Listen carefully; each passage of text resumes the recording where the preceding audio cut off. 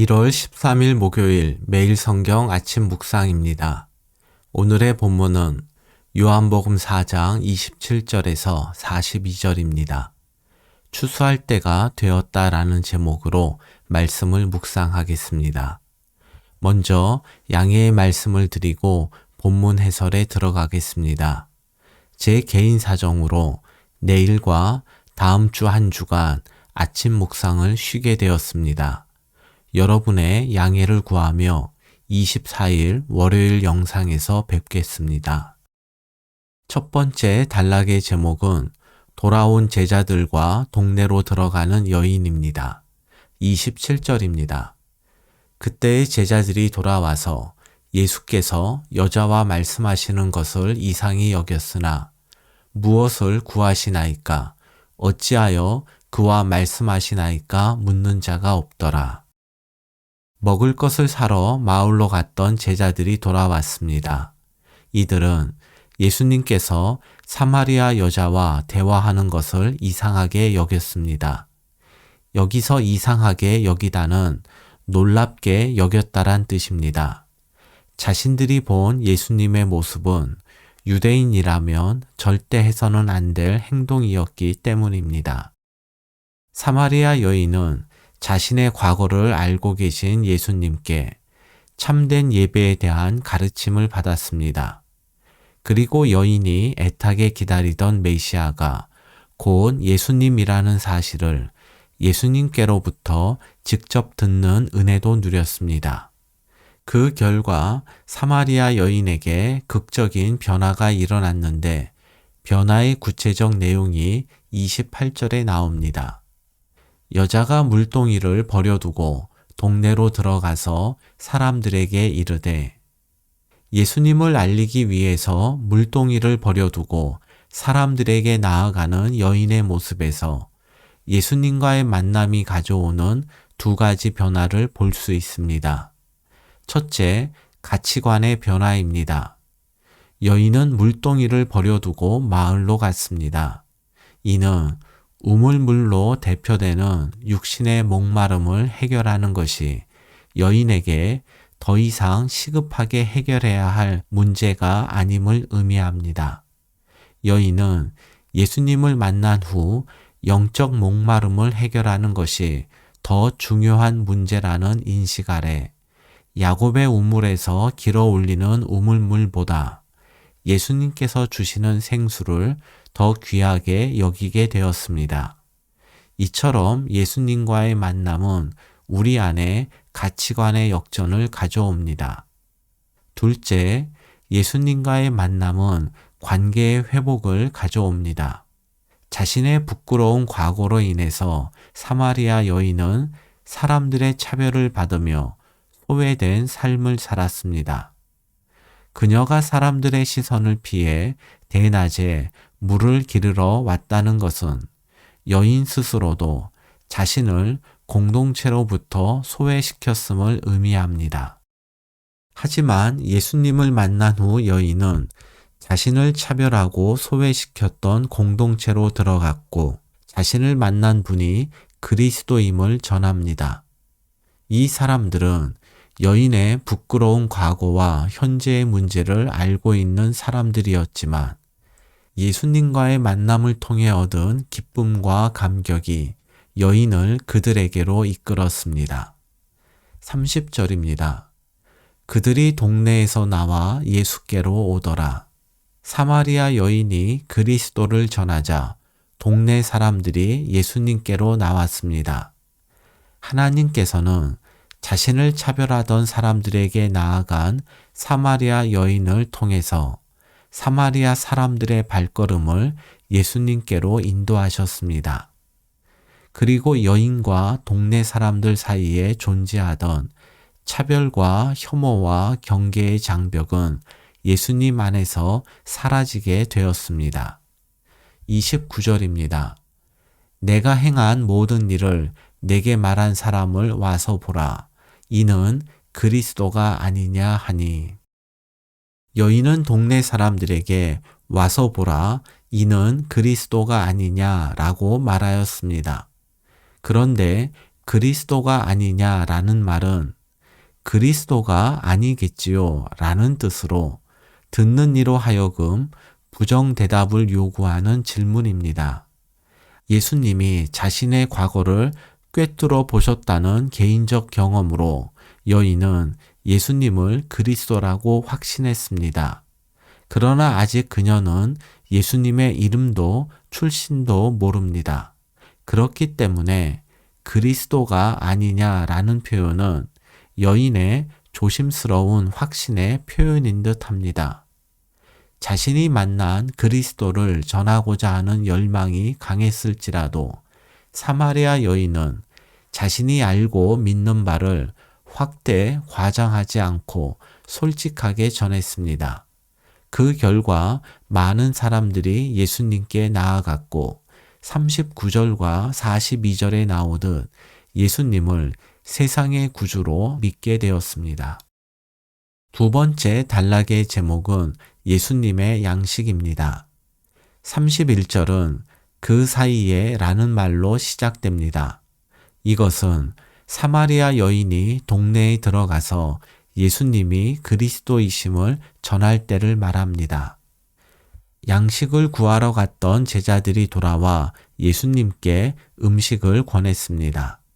그러자 예수님께서 이렇게 말씀하셨습니다. 32절입니다. 이르시되 내게는 너희가 알지 못하는 먹을 양식이 있느니라. 예수님의 말씀이 끝나자 제자들은 누가 주님께 잡수실 것을 가져다 드렸는지 서로 수군거렸습니다. 제자들은 육체의 배를 불리는 육의 양식밖에 몰랐기 때문입니다. 예수님께서 다시 말씀하셨습니다. 34절입니다. 예수께서 이르시되 나의 양식은 나를 보내신 이의 뜻을 행하며 그의 일을 온전히 이루는 이것이니라. 예수님이 말씀하신 양식은 육의 양식이 아니라 영의 양식입니다. 육의 양식은 육신의 생명을 유지하기 위해서 먹는 음식이듯 영의 양식은 영이 살기 위해서 먹어야 할 양식인데 예수님은 그것을 하나님의 뜻을 행하고 하나님의 일을 온전히 이루는 것이라 말씀하셨습니다. 35절입니다. 너희는 넉 달이 지나야 추수할 때가 이르겠다 하지 아니하느냐. 그러나 나는 너희에게 이르노니 너희 눈을 들어 밭을 보라. 희어져 추수하게 되었도다. 넉 달이 지나야 추수할 때가 이른다는 말은 모든 일은 때가 있으니 서두르지 말라는 뜻입니다. 그런데 예수님께서는 때를 기다리되 그 때가 되면 머뭇거리지 말고 행동해야 한다는 의미로 말씀하셨습니다. 밭이 희어져 추수하게 되었다는 말씀에서 희어지다는 흰옷을 즐겨 입었던 사마리아 사람들을 말합니다. 그래서 희어져 추수하게 되었다는 말은 많은 사마리아 사람들이 예수님께 나아옴을 의미합니다. 유대인들이 생각했던 영적 추수의 때는 메시아가 오셔서 이 세상이 끝나고 하나님의 나라가 시작되는 때인데 아직 그 때가 오지 않았다고 생각했습니다.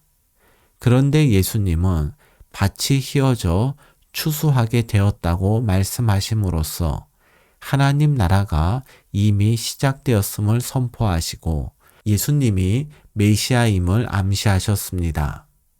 36절과 37절입니다. 거두는 자가 이미 삭도 받고 영생에 이르는 열매를 모으나니 이는 뿌리는 자와 거두는 자가 함께 즐거워하게 하려 함이라. 그런즉 한 사람이 심고 다른 사람이 거둔다 하는 말이 옳도다. 거두는 자는 예수님을, 뿌리는 자는 하나님을 의미합니다. 싹은 하나님께 받는 상급, 그리고 영생에 이르는 열매를 모으는 것은 생명을 구원하기 위한 예수님의 사역을 말하는데 그 싹과 영생에 이르는 열매는 동격으로 볼 수 있습니다. 예수님은 하나님과 함께 기뻐하기 위해서 생명구원이라는 하나님의 뜻을 이루는데 열심을 내셨습니다. 이것이 36절의 의미인데 이제 37절에서 제자들에게 이 말씀의 의미를 적용하십니다. 현실을 보면 뿌리는 자와 거두는 자가 같지 않은 경우가 많습니다. 그런데 뿌리고 거두지 못한다고 해서 억울하게 생각할 필요가 없습니다. 왜냐하면 36절에서 보았듯이 열매를 거두는 것은 거두는 자만의 기쁨이 아니라 뿌리는 자의 기쁨이기도 하기 때문입니다. 반대로 내가 거두었다고 해서 그것이 나의 탁월한 능력의 증거라고 자랑해서도 안 됩니다. 오늘 내가 얻은 성취는 순전히 나의 수고와 나의 능력의 결과가 아니라 오랫동안 축적된 누군가의 수고의 결과이기 때문입니다. 예수님은 38절에서 제자들이 노력하지 아니한 것을 거두러 그들을 보낸다고 말씀하십니다. 제자들의 역할은 선지자들이 뿌려놓은 하나님 나라 복음의 씨앗의 열매를 거두는 것입니다. 그렇기 때문에 자신들을 통해서 구원의 열매가 맺어질 때 제자들은 그 열매가 자신의 능력이 아니라 자신들보다 앞서 말씀의 씨앗을 뿌린 자들의 헌신의 열매임을 잊어서는 안 됩니다. 세 번째 단락의 제목은 사람의 사람 대 예수님의 사람입니다. 39절입니다. 여자의 말이 내가 행한 모든 것을 그가 내게 말하였다 증언하므로 그 동네 중에 많은 사마리아인이 예수를 믿는지라. 사마리아 여인이 행한 모든 것은 이 여인이 자랑할 만한 이력이 아닙니다. 여러 번 남편이 바뀔 만큼 기구하면서도 부끄러운 과거와 현재입니다. 그럼에도 불구하고 자신을 차별과 배제의 대상으로 여기지 않고 영적 목마름의 문제를 해결해 주신 예수님을 사람들에게 증거했을 때 많은 이들이 예수님을 믿었습니다. 부끄러운 문제 뒤로 숨지 않고 사람들의 차별에 굴하지 않으며 주님을 증거했을 때 사마리아 여인을 통해서 구원의 역사가 차별과 멸시의 땅 사마리아에서 일어나게 된 것입니다. 사마리아 사람들은 예수님께 와서 자기들과 함께 지내기를 청했고 예수님께서는 그들과 이틀을 함께 지내시며 말씀을 전하셨습니다. 그 결과 예수님을 믿는 이들이 더욱 많아졌습니다. 말씀이 41절에서 끝나면 은혜롭게 본문이 마무리될 뻔했는데 한 구절이 더 나와서 해피엔딩을 방해하는 것 같습니다. 42절입니다.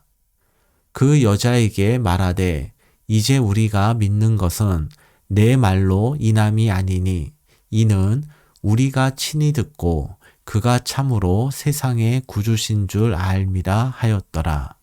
사마리아 사람들은 여인에게 내 말을 듣고 그분을 믿은 것이 아니라 우리가 직접 그분을 만나 말씀을 듣고 그가 세상의 구주이신 줄을 알고 믿게 되었다라고 말합니다. 사마리아 사람들이 다시 이 여인을 차별하기 시작한 것일까요? 그렇지 않습니다. 사마리아 사람들은 여인을 통해 예수님께 나아가기는 했지만 그 여인을 통해서만 예수님을 만날 수 있다고는 생각하지 않았습니다. 만약 이들이 주님과의 만남과 교제를 이 여인을 통해서만 하려 했다면 이들은 주님의 사람이 아니라 여인에게 예속된 사람이 되었을 것이고 이 여인 역시 자신의 의도와 상관없이 사람들이 주님께 나아가는데 걸림돌이 되었을 것입니다. 목회자나 믿음의 선배들을 통해서 이전에 알지 못했던 진리를 깨우치고 주님께 더 가까이 나아가게 될 때가 있을 것입니다. 나를 주님께로 인도한 이들에게 감사한 마음은 가질 수 있지만 절대로 그들에게 매인 채 신앙생활을 해서는 안 됩니다. 사람에게 예속된 신앙인은 결코 주님의 제자가 될 수 없기 때문입니다. 목회자가 왕처럼 군림하고 성도들은 하나님보다 목회자의 권위를 더 높이고 인정하는 한국교회의 타락한 모습이 바로 사람에게 예속된 신앙생활의 결과입니다.